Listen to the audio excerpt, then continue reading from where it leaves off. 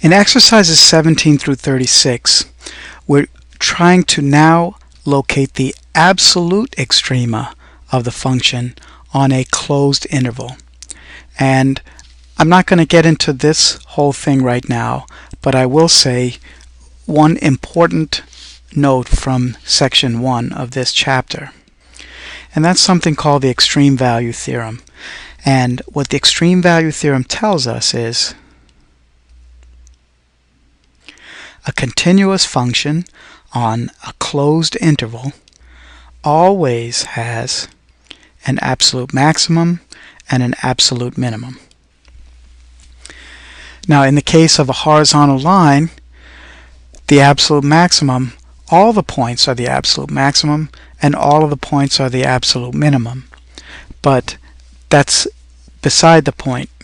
A continuous function on a closed interval always has an absolute maximum and an absolute minimum. So you'll notice in these problems, in these exercises, we're always working with a closed interval here. And so therefore we're guaranteed to have such an absolute minimum or maximum. That is, as long as the function is continuous.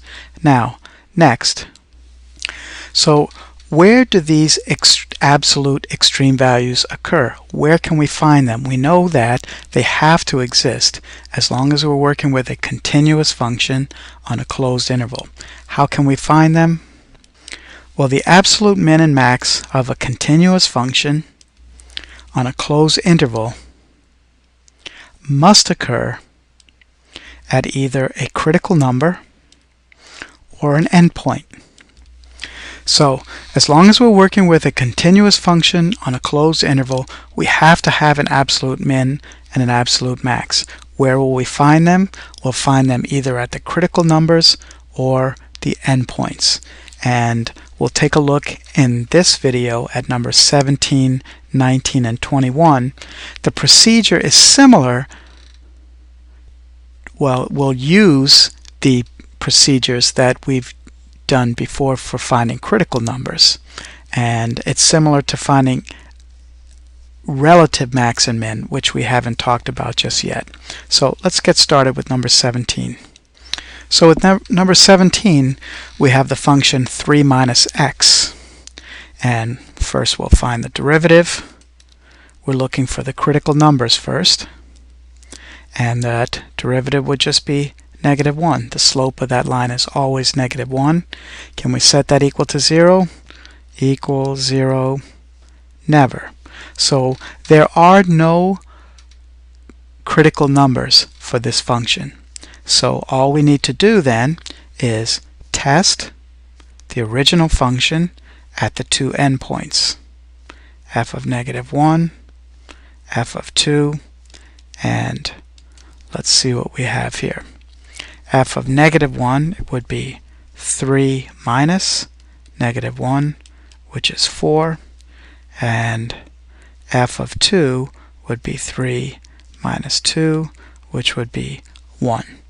And so this is our absolute max, and this is our absolute min. So this was a really cheap example here because there were no critical numbers in it. If there are no critical numbers, the extreme values have to occur at the endpoints, which they do in this case. Let's take a look at another example. So g of x is equal to x squared minus 2x, and we're working with the closed interval from 0 to 4. First thing we do is we find the derivative. Derivative is 2x minus 2. We set that equal to 0. We get 2x is equal to 2. X is equal to 1. That's our only critical number. There are no values of x that make that derivative undefined. What do we do now? We're just going to make a list similarly to what we did in problem 17. We're going to test the original function at the endpoints and the critical numbers. So g of 0, then we want g of 1, which is a critical number, and g of 4, which is the other endpoint there. All we're going to do is plug in the endpoints and the critical numbers into the original function. The highest value will be the absolute maximum. The lowest will be the absolute minimum. So we have here 0 squared minus 2 times 0, and that is equal to 0. Plug in 1, we get 1 squared minus 2 times 1, and that is 1 minus 2, which is negative 1. Then 4 squared minus 2 times 4 is 16 minus 8, which is 8. And so we can see that our absolute minimum value is negative 1. Our absolute maximum value, the y value, is 8. And it occurs when x is equal to 4. Alright, so notice what we did here. We find the derivative. We set it equal to 0 and find the critical numbers. Then we test the original function at each of the critical numbers and the endpoints, and we see which one is the highest y value. That's the absolute max. Which one has the lowest y value? That's the absolute min. So let's continue this with number 21.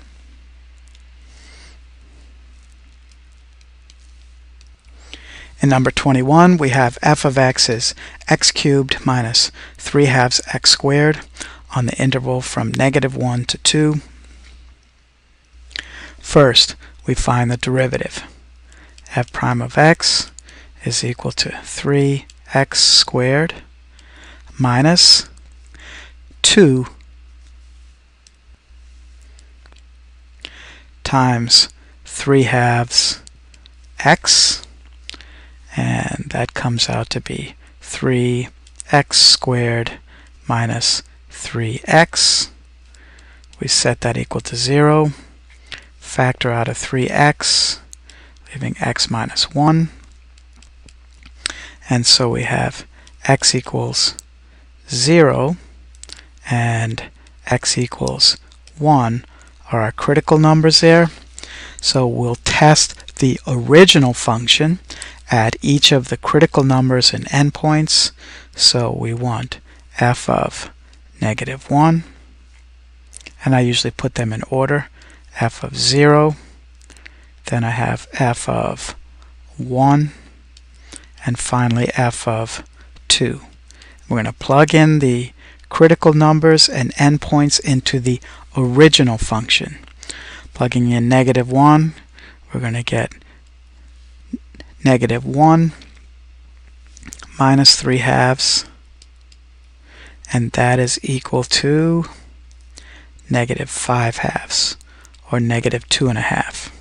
Plugging in 0, just save some time, you can see that that's equal to 0. Plugging in 1, I'm going to get 1 minus 3/2, which is -1/2.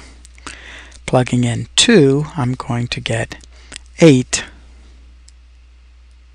minus 3/2 of 4, and that is 8 minus 6 is 2. So we can see the highest value is 2, and the lowest value is -5/2. Alright, and so that's how this works. I'll put a note over here. The steps are: first, find the critical numbers. Second, we're going to test the original function at the critical numbers and endpoints. The highest is the absolute max, and the lowest is the absolute min. Alright, and so that's going to do it for this video. I'm going to continue with more of these in the next video.